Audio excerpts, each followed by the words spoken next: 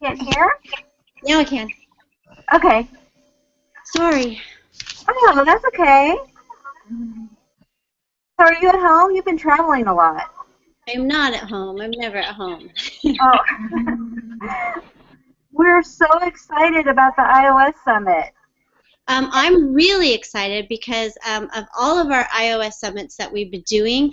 This one we get to have George Couros be there, and of course because it's in sunny Southern California, I'm very, very excited about that. So, and we're excited about the sessions, and I really am loving the iOS Summit because it's different than the GAFE summits, so to speak. It's a little more pedagogically driven, so making that change and leveling up in your classroom. We have a big green screen thing that we do with Do Ink, and so that's really fun. And it just seems to be a lot more about teaching and learning, and I really enjoy that. Not about the tools as much as the teaching and learning. Well, that's awesome. You know, actually, we've been doing a lot with Do Ink. We just started doing a lot of stuff with the green screen app. We did some stuff with the mission projects, and we did some stuff. Some of our kids read a biography and then dressed up and did their reports that way. So our teachers are going to love that. Oh, I can't wait to tell them. Are you guys doing anything with Seesaw yet? No, I just saw that. Can you tell me about that? Well, I haven't had a chance to use it in the classroom, obviously, but it seems to be a pretty good way to capture learning and share that out with parents, videos and stuff in a safe format, maybe prior to going online with digital portfolios. So people are seeming to really like that. So I'm going to sit down with the Seesaw people, and they're going to and find out more about how that can be part of a digital portfolio process. And all the teachers I know using it are in love with it. Oh, great. Well, our TK, after I came back from seeing you in San Diego, my TK class is using Easy Blogger Junior. Oh, yay. So our little TK kids are blogging. So is it working out as easily as you would hope? Yeah, it's really easy. The teacher loves it, and it's so cute. So I'm hoping to get kindergarten on board soon. So that's where I have to figure out what I think about Seesaw, because Seesaw is not public. It keeps it private, and for some people that's really okay. And even when you put it to a blog, you can keep it private for a while. But then I don't know if the stuff lives in Seesaw and then how you take it with you from grade to grade. I have to work that out and find out from the Seesaw people how that works, because I value kids having some place like a blogger that they can eventually have as their own when they're ready to open it up. Right. That works, you know, especially here. They can start there, and if they go through 8th grade, and then take it with them when they go to high school. So, so can you tell me what kind of sessions you're planning for us? Well, we're hoping to have a really fun sketchnoting session, and we're going to have an explain everything, pretty much deep dive into explain everything and how you that to make thinking visible. We're going to have some leadership sessions that George Couros will run around, like promoting or being a digital leader when you have one-to-one devices. And so I really need to get that out. I haven't talked enough about that he'll have a whole strand of leadership for people, principals and heads of schools and leadership of whatever type. I need to get that out there too, so more administrators know about that. I just thought about that today. I'm like, we're not even talking about that. We have George Couros. Anyway, and we're going to be, Ben, who's coming, does a really fun iPad, the Go gadget or whatever on the iPad, so that's fun. And it's talking about annotating and using the iPad to take really specific notes that are not just text-based. We'll have just a lot of different stuff. We're still deciding who the outside presenters will be, so we're going to be looking for a really a big breadth of different sessions so that we cover everything. But my whole goal is that these iOS summits are all about teaching and learning. I've been to other things, other events where it's a lot about the tool, and I think we need to get past that. It's not really the tool, it's about how can we use it to make thinking visible, to give every student a voice, and to share student work. Because when we share their work, they metacognitively learn from each other, and I think that's important.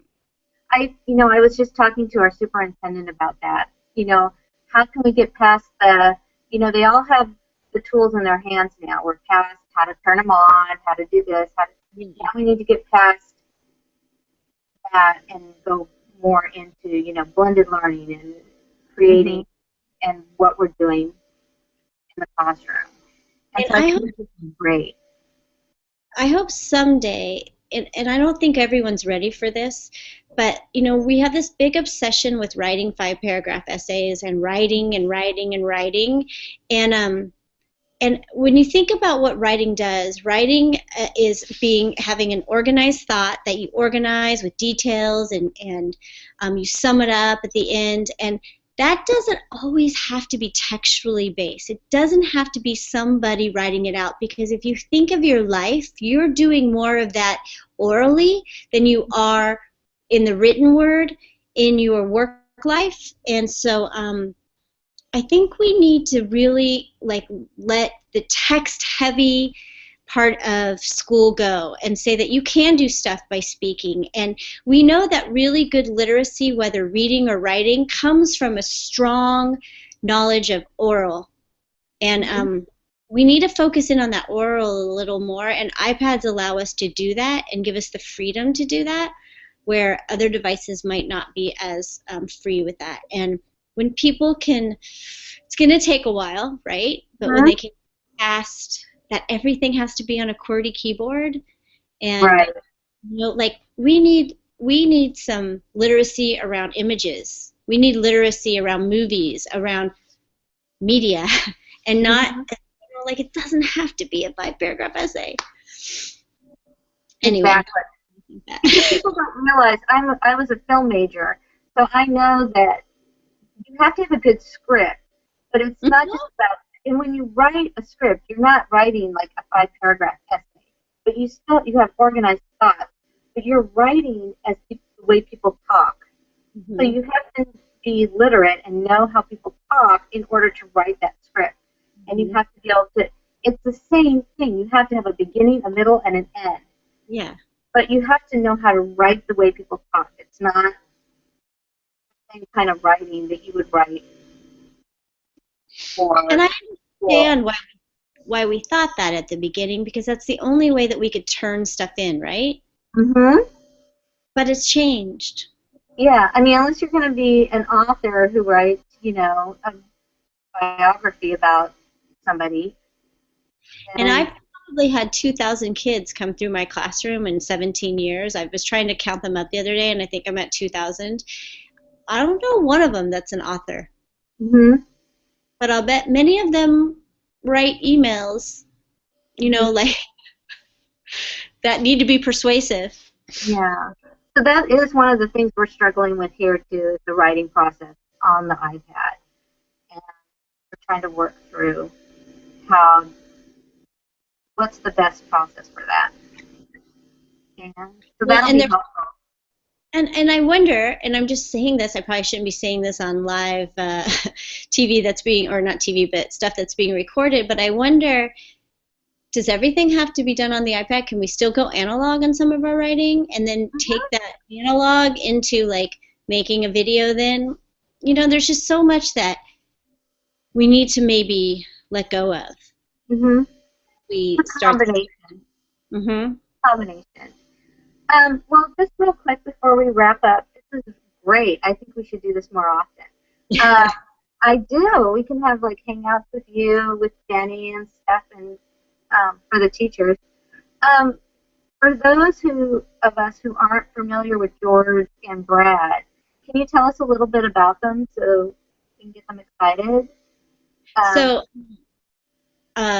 What about Brad? Well, there might be some teachers who've never heard of it before because they're not on Twitter and stuff like we are. So can you just tell us a little bit about George and Oh, George and Brad. Okay. So George Couros is a world-renowned speaker who is an inspirational speaker, a great motivational speaker who talks about why we need to change education and how we need to start thinking about the connection, because our need to connect is even stronger than our need to eat.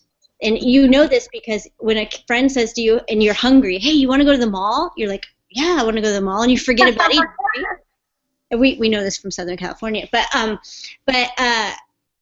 so our need to connect is so innate and so strong that we need to kind of he talks about how we can use that for good in the classroom and allow kids to connect and share and whatever, and he's just really great. I mean, he draws large audiences and gets standing ovations. And Brad Ovanell Carter is also a world-renowned educator who is from Canada. He works at an independent school, and what I love about Brad and what I hope he'll talk about is that Brad has built in Mulgrave in Vancouver, if you could imagine like a learning space that if you could just build and someone said, do you build whatever you want for a learning space? Brad has built that in Vancouver. Oh. And it opened last week, and I get to go next week to go see it, but I've seen it through the building process, and it's everything you could hope for, with like little recording studios for kids to go and do a podcast or whatever, to big open areas where everyone's together, but then there's little separate places with little enclaves, like stuff on the wall going, and TV areas where if you're learning about a story, you can go watch the movie of it, or in here you can go read it. Whatever your learning modality is, it's reached there in the school, and I'm honored to get to be able to see this.